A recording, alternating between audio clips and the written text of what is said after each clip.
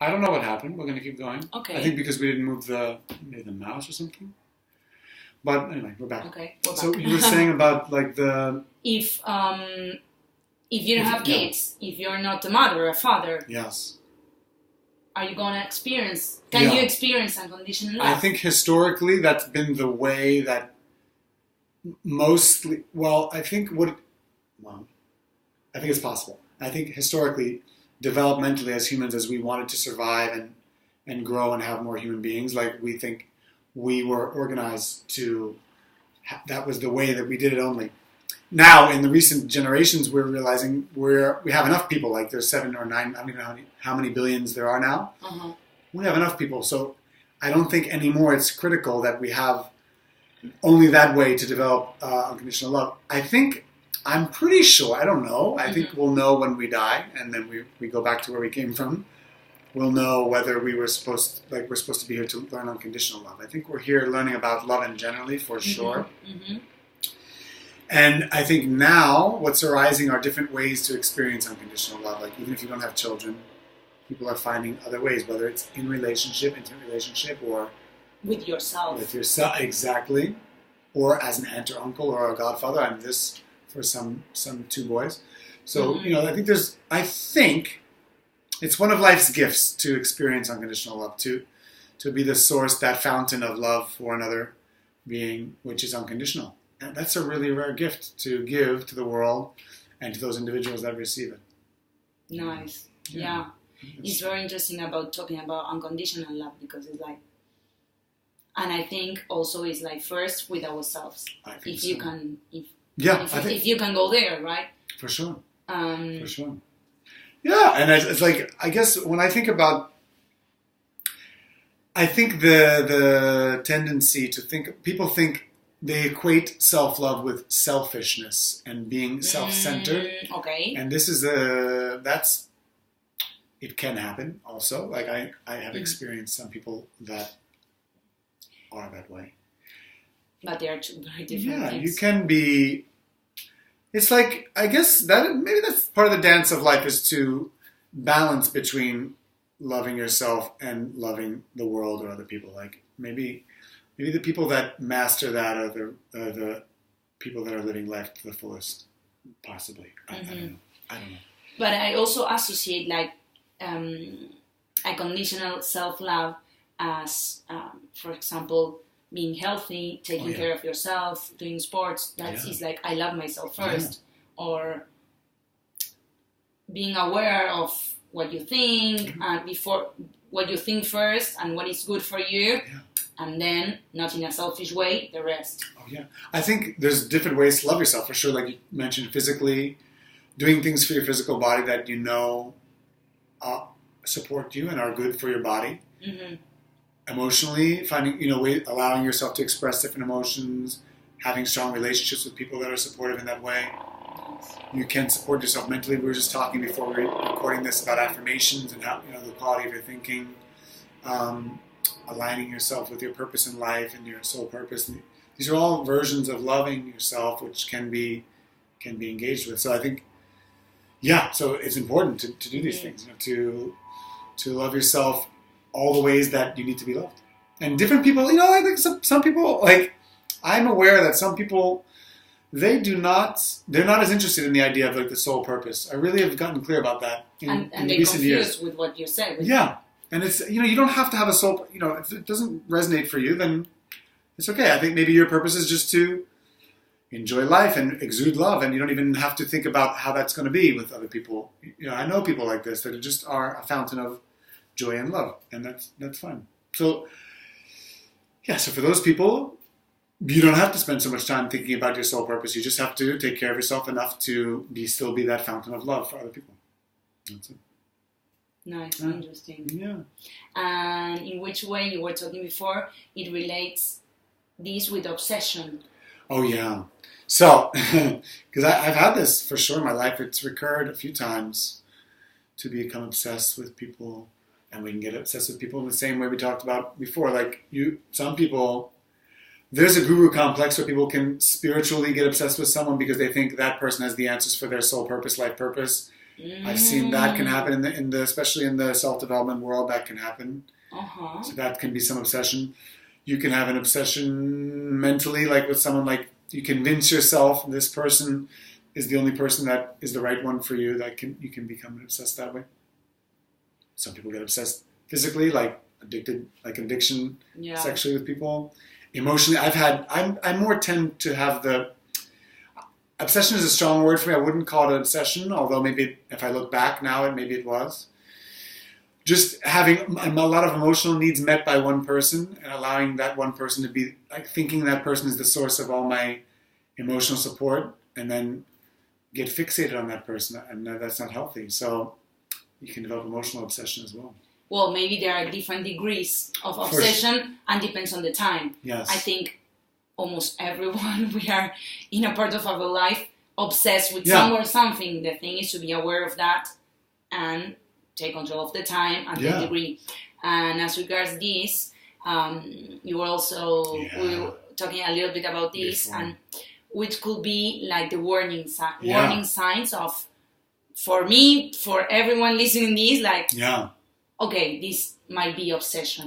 Which could be the I think in order to see the signs, first one has to increase their awareness of what their needs are. So, in other words, you can't know if you are, we say in English, farming out, like giving out your needs to other people until you know what they are. So if it can be subconscious or unconscious, the needs that you're allowing other people to fulfill. Like, you have the power to choose who will fulfill your needs, whether it's you, this person, other people. So first, you have to get clear, what are my needs? So once you're clear, and so I think obsession, or the tendency towards obsession, occurs when we're not super clear about what our needs are, emotionally, physically. How can we be clear? So I wrote a book called The Secret to Conscious Living, and in there I ask people to really get as aware as possible. And even though I wrote this book, I sometimes still am not conscious about these things. So what are the needs? You have, as I said, there's emotional needs, there are physical needs, there are mental needs, there are spiritual needs. How can you get aware of it? The simplest thing would be to start journaling about, what are my needs? So you might notice, like, I have a high need for, some people have a high need for touch, or they have a high need for, people need to cry a lot, or they notice they need to be in the space of someone who they feel comfortable being emotional with, or they need encouragement, or there's a lot of things. And so, it's first increasing your awareness of what. And need is, I don't know, like I'm also careful about the word needs. Because sometimes in this process you see that I don't need that. I like it, but I don't need it. Like there's some things that you want or like, but don't need, and then some things you need. So in this process of getting clear, so that's the first thing. You have to be clear about the needs. Then, I think a warning sign would be, if you made this list of needs, and you put next to that list like the names of different people who help you get that need met, to meet that need, and you see the same name coming up too many times, then that's a warning sign. Like, okay, that's very interesting. Then we can do it. Oh, for sure. And then because then it's because with some people in your life you have a conscious agreement or a level of commitment in there, and then if you do, then it's safe to have those needs met, more than one need met by one person, because you have a commitment at a certain level. But if you don't have that agreement with other people, then there's a risk that you are putting too much into that person. And then you can still love them, but you don't put all your needs with them. You don't put all these wants and desires with that one person. Because also you can be very attached to that person too. And these are the seeds of attachment, the roots of attachment, these are Buddhist principles, I think, about attachment. It all sounds very rational and easy when I'm speaking about it now, but I know it's not. I realize that it's not easy. It's just, it's okay. So one warning sign could be doing this list. And you see too many things. And if you see too many, you get clear about your needs. Then you fill with the name of the people there. Another and if you're then that's a warning sign. And do you think you can tell us another one? Yeah, so I would say from personal experience. It's like if I'm noticing that, I guess, in those first few minutes of the day when you wake up, if it's regularly the same person, then there's something going on. It's like when I've done that before in the past, it's like it can't, like if I don't have enough time, if I don't spend time in the morning thinking about what's important for me first, then I'm concerned. Like, it's like that's a warning. It's not like a bad necessarily, but it's like, oh, okay, well, there's something here where I'm giving because where you put your attention is where your energy goes. Like, so if you're doing that regularly with one person or one or two people or whatever it is, and you're also not spending time thinking for yourself, what are my needs and am I getting my needs met?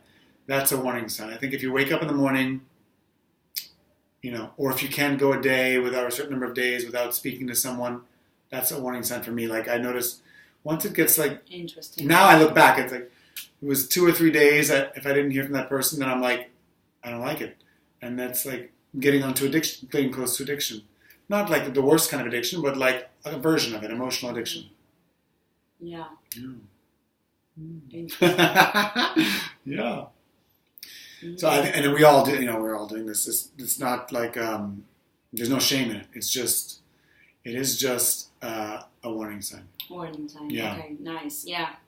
Now I'm thinking, about myself. Like everyone now we are thinking, okay, I think I was obsessed with this. Oh yeah, for sure. Yeah, and it's okay. It's okay. And it's a really fine line, like I think it exists. You can love someone and be. It's not a bad thing. It's not like we have to take away the stigma of that it's bad, because if you can be responsible, it's not about them. It's like you're just personally responsible. Like, wow, there's somewhere in me where I'm not meeting my own needs, and so for a while I gave it to them. That's all that happened. That's really all that happened. But it's very important to know this. For sure. Because if not, you continue. That's when it's obsession for a very long period. Yeah, and then you go unconscious. A part of you allow yourself to go unconscious. Like, oh, it's okay because they haven't taken care of me. But you're unconscious. It's like you don't pay attention. Okay, is this for me? Is it smart for me? Or, you may shut down a part of yourself. You're not getting curious about other parts of your life. Like for me, when I did that in the past, I would forget about my life purpose or my soul purpose or my career or my health. And that's the danger. Like if you shut one part of yourself down, you forget those things. So that's not so good. You forget about yourself. Yeah. And your self-love. Exactly. Like this. Interesting. Yeah, that's cool. Another warning sign? If you have, if not. Let's see. Is there another warning sign? We can make a list afterwards. Yeah. We can wherever we put the video, I'll put it below there. What is another warning sign? I'm thinking back to different various versions because I've done it more than once, so I'm thinking about it.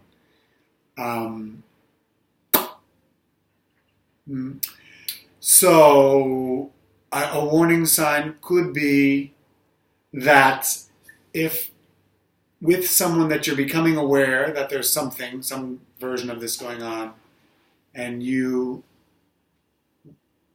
already, you see, I want to talk with this person about this thing, and they're not there available to talk back with you about it. Okay. Like, maybe they avoid it, or they say they don't want to talk about it.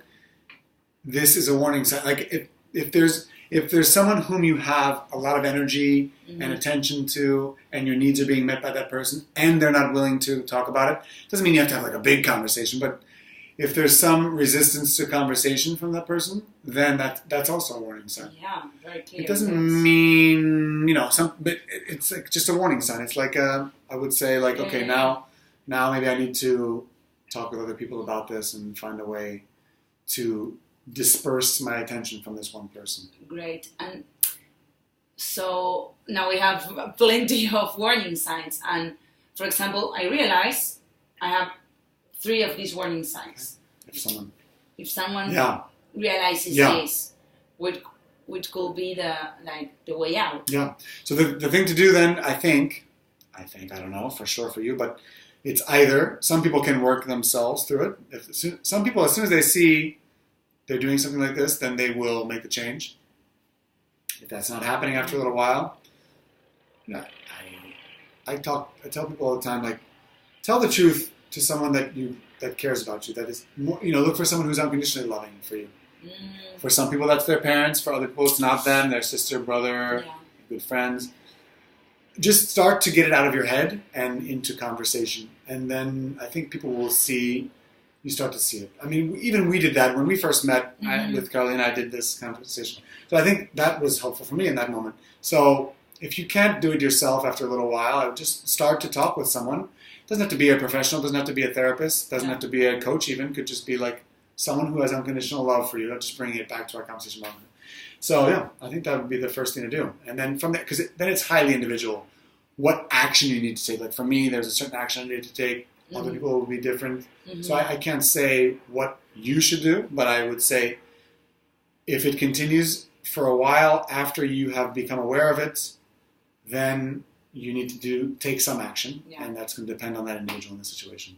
Right. So the first thing is being aware of that. Yeah, for sure. That's because people, maybe a lot we don't realize, and we put it down, and the first thing is being aware, then take action. Yeah, and depends on each one. And I would be really curious people to respond to the video if there are people that for whom it's happened, like how did it go for you? Also, maybe there are some people listening that have never experienced. I'm curious. There may be some people out there that didn't experience it. Yeah, maybe they're younger and they've yet to experience it. Like I would like to know that. Yeah, and if you're older and you have, there's something about the way that you were raised or the way that you do things that don't have you experience. I want to hear about it for sure. Right, and how many things more, so many things. And because now I want to relate this with if does anyone need to experience obsession and suffering? Yeah, wow. Is it necessary to everyone? Oh. So I'm curious. I want to hear from people. Yeah. But I don't think obsession is necessary. Okay. I think there are probably people that are living and have lived that have not experienced obsession. I think that's true. Yeah. I imagine. I think my mom never. Yeah, maybe not. Yeah. The Dalai Lama, probably not. I mean, I think there are probably people. I don't think my grandmother. I don't know. So, good question. And then what was the other one? Like if obsession, then suffering. Yeah. So that's a much broader topic. Yeah. One of my teachers, Donnie Epstein, he used to say something like, I don't know if he just says it or other people say it,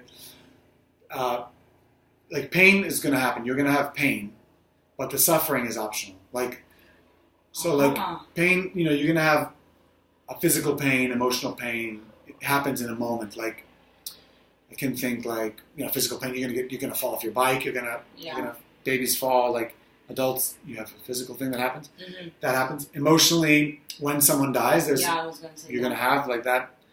Or if love ends, or if it seems like it ends in some form, there's pain associated with that. Mm-hmm. But he said, like this guy, Donnie Epstein says, and I really feel this is true, it seems true for me, that I think what suffering is when emotions are being kept in place by a recurring mental thing. So that's when suffering occurs. Like when you don't feel the emotion, actually the depth of it, the full depth and profundity of it, the width of it, the extent of it, and the depth of it. If you don't feel those things fully, then suffering begins. Then it's like, then we start having different thoughts, which are disempowering.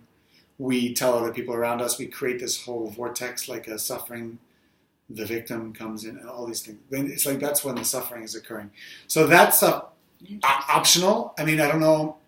I think it's optional if you can develop yourself to a state where you don't allow these negative thoughts to continue. Yeah. But if you don't do that, then you're going to have suffering, I think. Yeah. But do you think that this emotional pain, is it necessary? No. Oh, the initial? I think, yes. My opinion is that to be alive, to know you're alive fully, you need to feel the different emotions. It would be weird if you don't feel sad when someone dies. That's a bit weird. Yeah. So or when you finish in a relationship. Yeah, I think you have to have a moment, You at have least to a have moment, or some days. I don't know what it is. And I once heard that from this pain or these sufferings is when you learn and like the emotion, you know? I was going to say, there's like a phrase, someone broke my heart. But you can say, what's happening is my heart is breaking open. It's a different way to see it. It's like, they didn't break your heart. First of all, no one does anything to you. You're all the only one that's doing anything to yourself. It's I mean, it really seems like someone's doing it. Yeah. But I don't want to give that power to anyone. Like, they really don't. Like, you've given that power to them, but you did that. You gave the power to them, and then you gave too much to them, and then your heart broke.